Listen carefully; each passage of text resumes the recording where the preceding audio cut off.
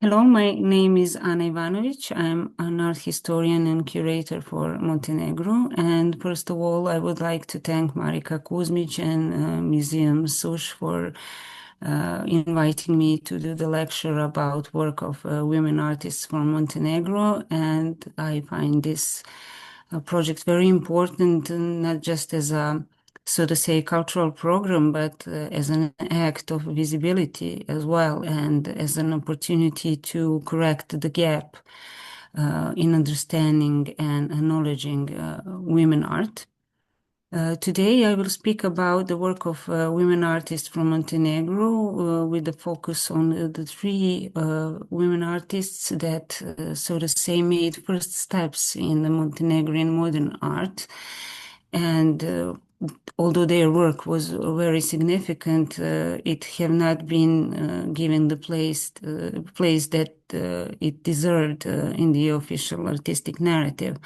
Because when we speak about women artists, we are actually are speaking about the complex issue of visibility. And when we look at the cultural structures, institutions, historical narratives, we can see that emancipation is deeply unfinished because women artists are not so rarely pushed into margins and reside on the sidelines, so to say, of the main narrative. And this is why today we are not only speaking about art, women art, we are speaking about politics of visibility and about how history is constructed and who is included in it and who remains recorded only peripherally or in the memory of the small circle of people.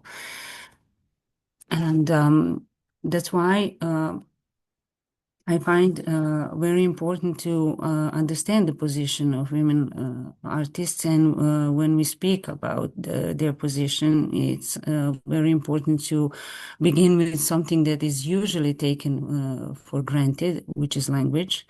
We have this phrase, women artist, which actually is really corrective when it's used not to make a distinction in a gender frame, but as a corrective that reminds us that women artists has not always been part of the main narrative in our history, and that she had to fight for her space, and that this space was in many periods restricted.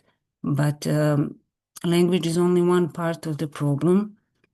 Institutions decide who is worth, so to say, preserving, what is worth exhibiting, and what becomes just a footnote.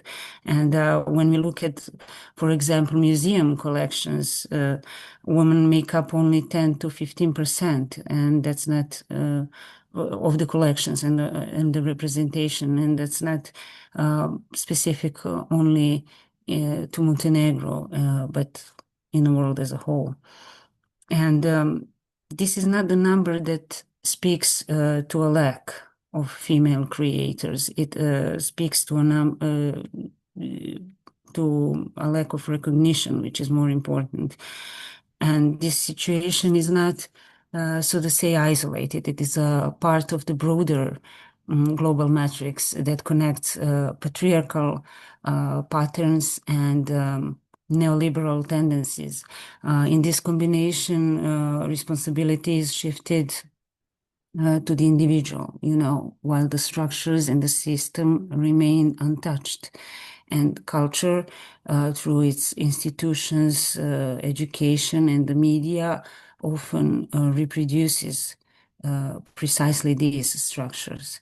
And but thanks to the 20th century feminist critique and theorists like Linda Nochlin, Griselda Pollock, Ellen Sixou, Rosika Parker, they all opened up space for a different reading of art, and they showed that women artists were not absent because they did not exist, but because they were not within the system of visibility.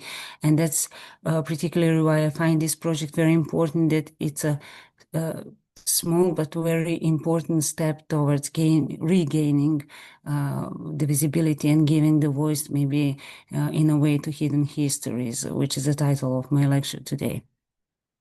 When we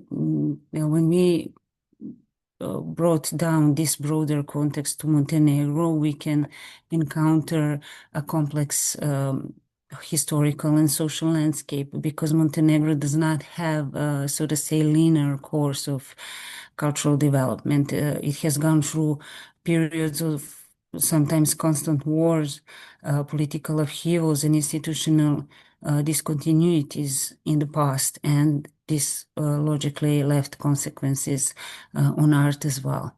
Therefore, we cannot speak about the development in Montenegro as a simple, single, continuous process in Montenegro. It moved in amplitudes, so to say, which were political, social, historical, and that's something that's really similar to many Balkan countries. But the key period for understanding today's topic is post-war era, actually the period after the Second World War. And it is then that Montenegro strengthens or establishes its institutions of art and culture. The Association of Fine Artists of Montenegro was established in 1945-46, followed by the establishment of an art school, which didn't exist before that, galleries, museums, etc. And this is the first time that conditions are created for systematic approach to art, engagement in the arts. And more importantly, this is the first time that space opens up for women to step into the art world and to have an education in the art, because before that their education was limited to girls' institutes and a few narrow disciplines. When we speak about the position of women artists in Montenegro, even though they had this opportunity to enter formal education, art education, the space given to women was often limited, and they were, so to say, pushed into applied arts, crafts, pedagogical work, illustration, and the entering into painting, especially sculpture or printmaking, was something that was seen as a departure from their expected roles. And their artistic practice often unfolded in conditions that were far from professional. They didn't have studios, worked at night in improvised studios, mostly in the kitchen, in the house, between household and family obligations. And at the same time, institutional recognition of their work was weak. They rarely entered collections, and their works were not systematically documented. And this is not only the specificity of Montenegro, so to say, but here it is intensified by the patriarchal context. Today we can say that the situation is somehow different, since it is obvious that female artists do not need institutional support to make art. More importantly, and which is very interesting, many women artists actually made art in spite of that lack of institutional support, and in spite of, or so to say, against mainstream currents.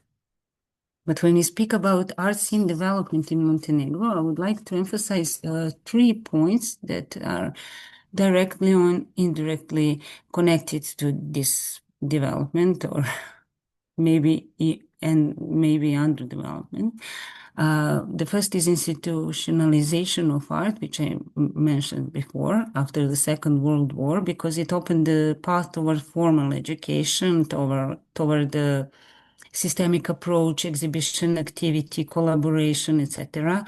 And it was some kind of a formal path to recognition, whereas in reality, situation was far more complicated. It was expected that women fulfill their roles instead of entering the art world or a system.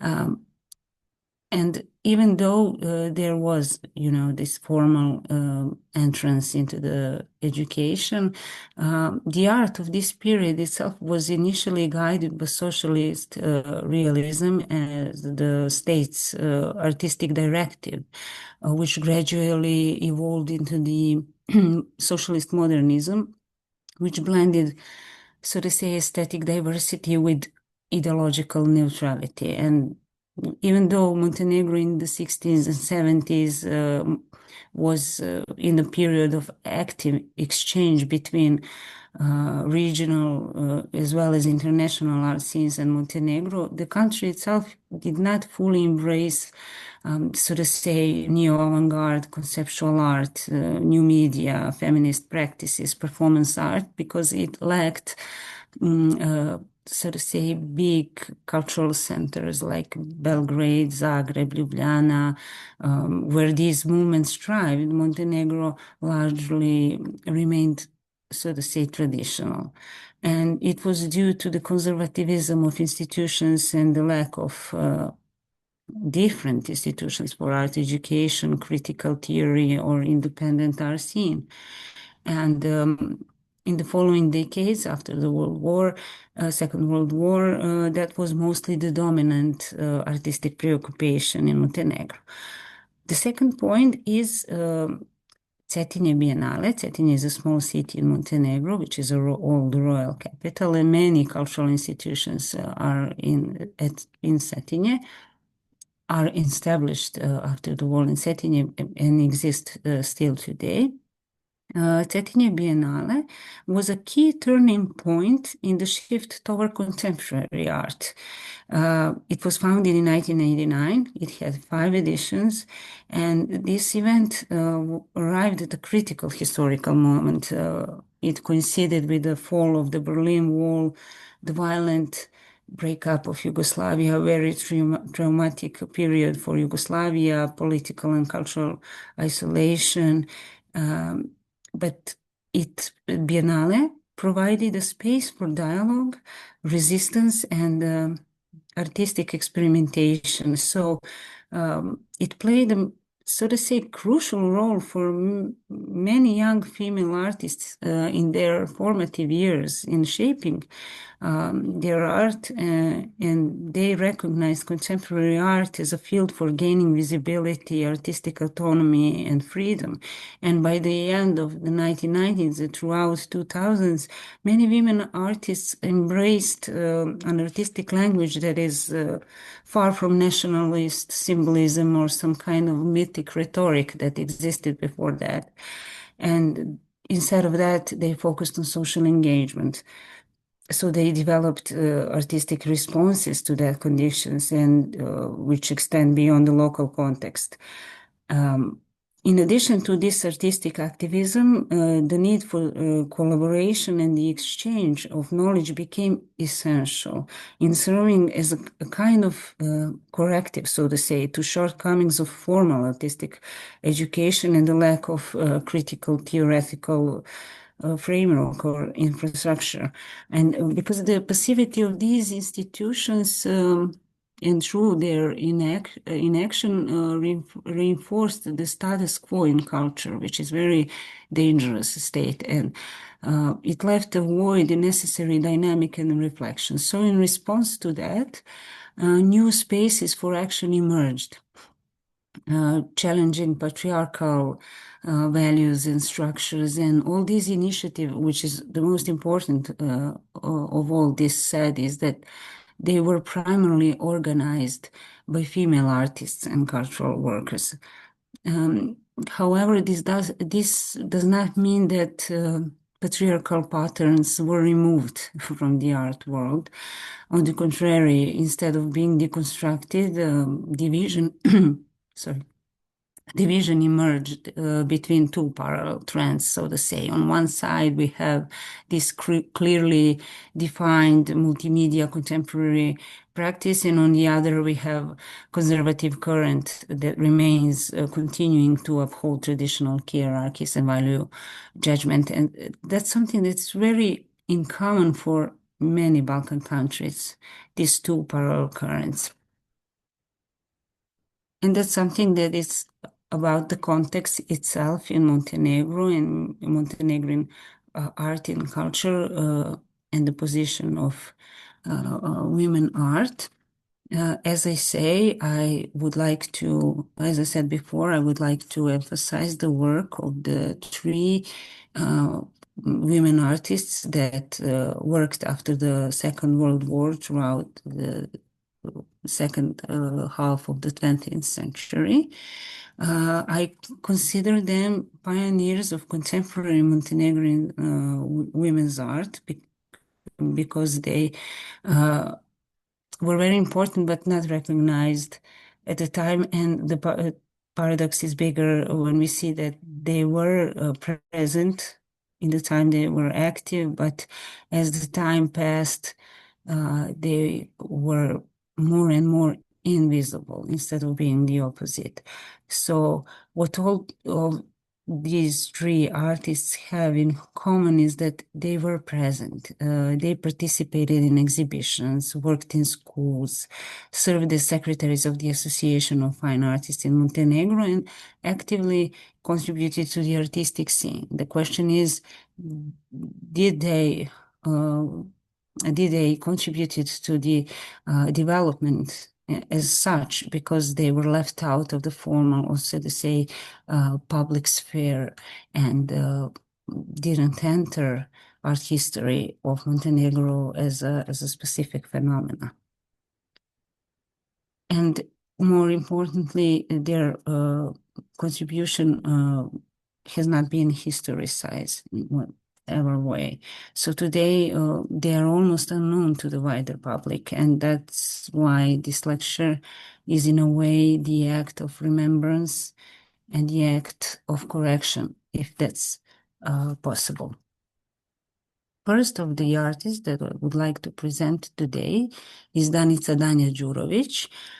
She is a key figure of Montenegrin modern art, not only for her painting, but also for her role as a women artist in a period when female visibility was limited.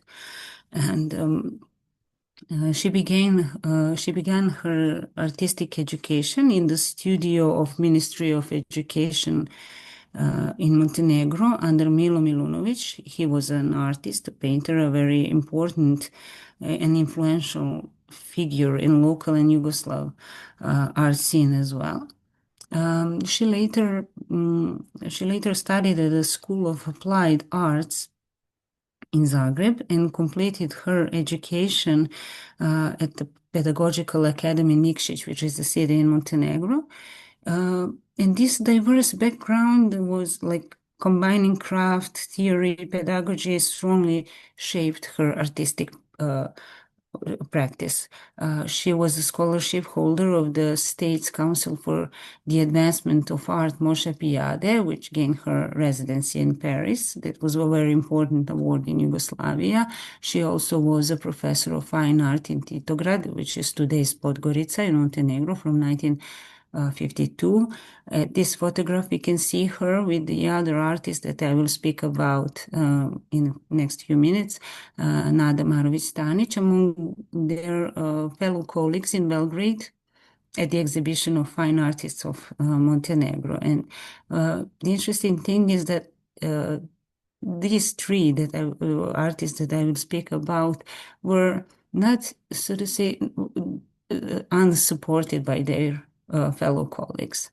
They actually exhibited in most of the exhibitions of Association of Fine Artists of Montenegro, but what the paradox is that they became invisible for us today. And that's something that I find very important to correct. Her early work developed within patriarchalism, focusing on landscapes, urban scenes, modest figures marked by, so to say, quiet emotional lyricism. But she soon turned to expressionism, where color and energetic brushwork became central for her work. Compositions grew more structured and emotional intensity increased. And that's why, which is very funny actually, the art historian of the time, Olga Perović, described her expression as harsh and sharp and almost muscular. And that speaks, about this gender bias and explaining in gender terms someone's artistic, craft. In the mid-50s, she exhibited along Ksenija Vujović Tošić, another artist about whom I will speak later, and Stanka Kranjec-Lejnović, and that was the first time that three artists exhibited together, female artists, as a kind of counterpart to the male art group, which is called Trojica at the time. Not fully aware what their position was, so to say, maybe not, deliberately feminist, act, but they wanted to show, as they emphasized in some interview, that they wanted to show that women artists also exist parallel to male artists in Montenegro, and they wanted their work to be more visible within the Association of Fine Artists of Montenegro. And during this period, throughout 50s and 60s, Danja Đurović mostly painted landscapes, urban, landscapes, towns and architecture, and using color to create tension between structure and emotion. So her gesture was very expressive, and her palette was always strong, and but it always had this lyrical moment in a way, and internal, so to say, dramatic quality. That's why it was explained by other art historians of the time being muscular or mainly, but that was so wrong. She had this individual poetic that was not far from in quality from her male fellow colleagues. But alongside her artistic work, Đurović made a significant contribution to cultural life through her pedagogical work and organizational activities. She was the secretary of Association of Fine Artists of Montenegro, which is a very important role at the time.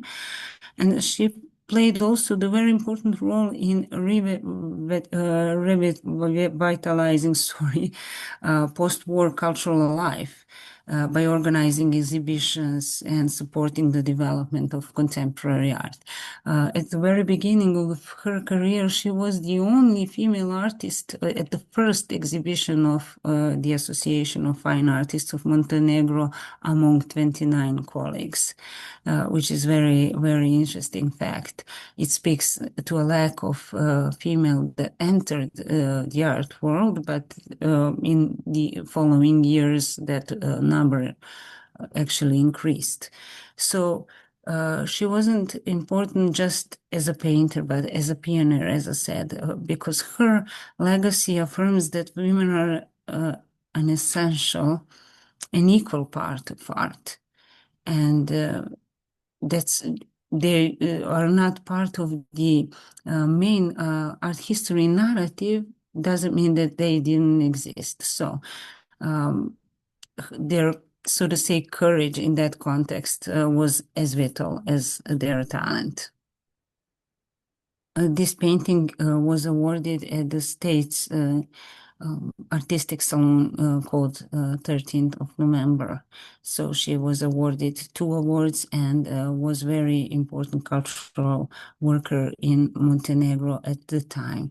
As I said, the memory of her fades, and she isn't as, so to say, she's known, isn't known to a wider public, unfortunately, but things are changing, and many institutions are now trying to correct this mistake. The next artist is Ksenija Vujović Tošić. She holds a very special place in the history of Montenegrin art as the first academically educated painter in Montenegro. woman painter. She entered the art scene at a time where opportunities for women artists were only beginning to emerge. She was born in 1930 and she grew up in an artistic family. Her mother, Daniela Gruden, was a painter as well, and her father was famous in Montenegro. Savo Vujović was a painter and one of the founders of the Association of Fine Artists of Montenegro. But she always emphasized that she wanted to work on her own path and to be as far as she could be from her family influence. After completed secondary secondary school in Cetinje, she studied at the Academy of Arts in Ljubljana, graduated in 1953 and completing postgraduate studies under Professor Franz Mihelic in 1955.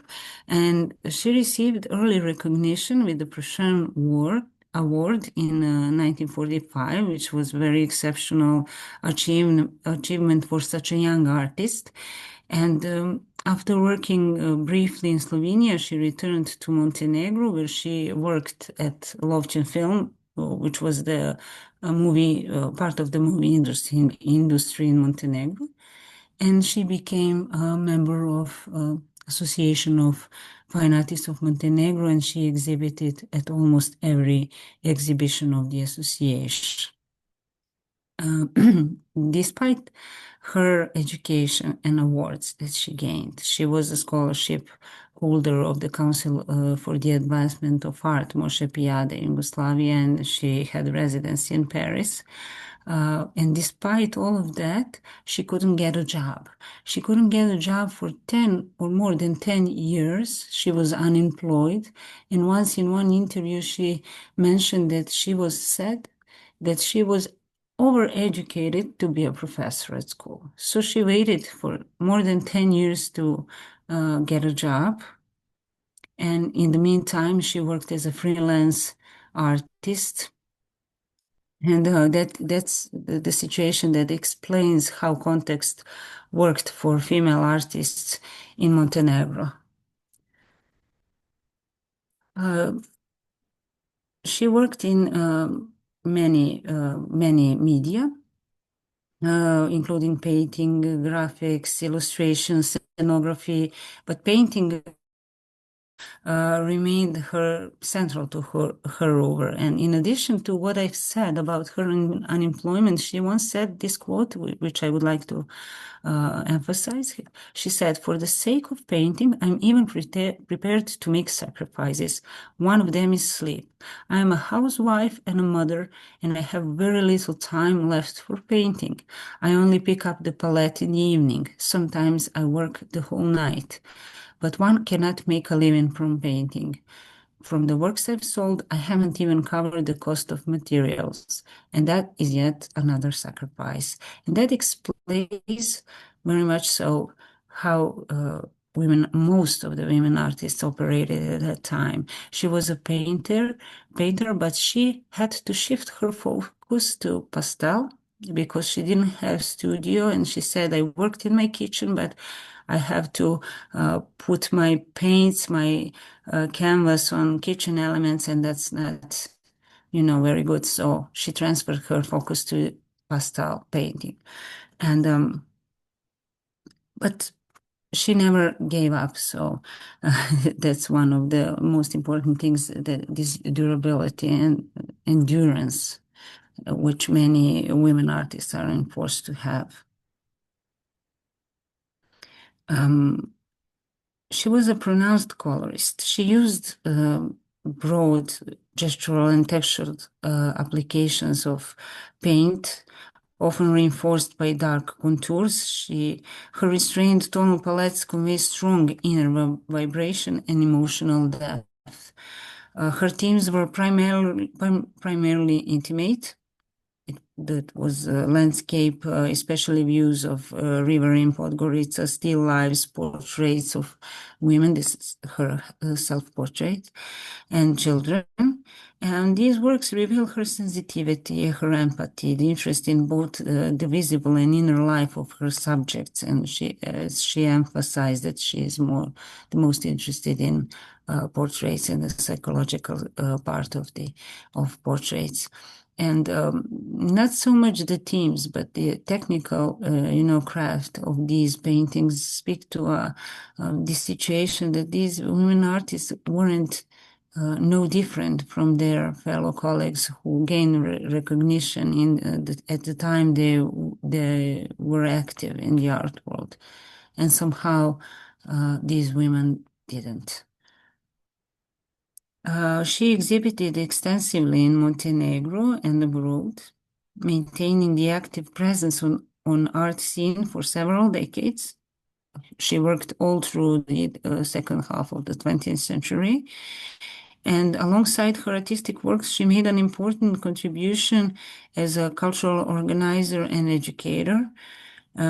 She was a long-serving secretary at the Association of Fine Artists, and she fought for their rights for the artists, unemployment and better, health care and stuff. And from the 1974, she taught art education, and she described that field of her work as her second love. She was very committed to it. She died in 1999 in Podgorica, leaving behind a rich and authentic body of work, as well as the lasting legacy of a pioneer who opened the way for future generation of artists. The third artist that I would like to present for you today is Nada Marović Stanić. She is the first female sculptor and for a long time the only female sculptor in Montenegro. And she's, so to say, the pioneer in the field that was traditionally regarded as a male domain, And for this reason, her work carries both artistic and cultural importance. She was born in 1931 in Herceg-Novi, and she began her artistic education in the art school in Cetinje that was formed in 1946 and continued in Herceg-Novi. She briefly worked as an assistant professor there, and she was specialized in sculpture. Of course, she was a member of Association of Fine Artists of Montenegro, which was actually a core for the artistic life at that period, as well as the art gallery in Cetinje and now museum. But association was, so to say, the main core for artistic activity in Montenegro, and the space where women artists could exhibit their works. They rarely exhibited on individual exhibitions, not as much as their male fellow colleagues, but exhibition of the association were very open, so to say, for women artists. Her artwork is not as extensive, but it is crucial to the development of modernist sculpture in Montenegro. It could be crucial if it entered, the formal art history of Montenegro, because her art is unique intertwinement of tradition and modern and contemporary art expression, which we cannot see in many male sculptors in Montenegro. And her exhibitions weren't that frequent, and the public access to her work was limited, so to say. But her work was also underrepresented in art historical reviews, despite the high artistic value that she had in her works. She primarily worked in stone, patinated plaster, tufa stone, and materials that lend her sculpture softness and archaic quality. Her themes focus on human and animal figures, especially women, mothers, couples. She rarely produced portraits and almost never monumental sculpture, because that was a demand that was reserved for, or so to say, the women were restricted to enter these major public commissions. So she worked in this, so to say, intimate themes and world of small scale sculptures, but nonetheless, they were monumental in their artistic craft. And her work reveals a clear, so to say, developmental arcs. She worked from compact stone-derived forms through delicately modeled plaster to tufa stone sculptures, where form becomes almost relief-like. She said, "My sculptural forms are archaic. I feel as if I lifted them from nature. Look how surrounded we are by stone." This is Montenegro. So stone remained her main preoccupation. And she said once, "Even when I work in plaster, I think in stone." Stone, for the end of, through her whole work, remained central to her artistic thinking. Her style is defined by reduction, universality, and an archaic sensibility, so to say, that evokes both ancient Mediterranean cultures and the natural landscape of Montenegro. Her simplified forms are clean, calm, restrained, deeply expressive, conveying themes of intimacy, motherhood, closeness, spirituality. And they're so modern. And she was influenced by Constantin Brancusi, but nevertheless, her expression remained unmistakably her own. It was, in a way, synthesis of an ancient and the modern, and the local and universal. And today, despite the modest size and limited study of her over, Nada Marović Stanić's work stands as an essential part of Montenegrin cultural heritage. It was a quiet yet very powerful testament to the first woman who boldly entered the world of sculpture in Montenegro and remained faithful to her vision. And why is this important? Why do we speak in terms of visibility and terms of responsibility? It's because the visibility is not the problem of art or craft or quality. It is connected to culture and politics. It is a cultural as well as political act, not only artistic. And it carries responsibility not only towards these women artists, but also toward future generations to whom we speak today. And our responsibility is to value their arts as they deserve. These artists are not important not just because they are the first, but and they're important because they created high quality, coherent bodies of work. They weren't an incident or an exception, because they are the part of the living fabric of the cultural history. They were present on the art scene. They made contributions that were not recognized in time.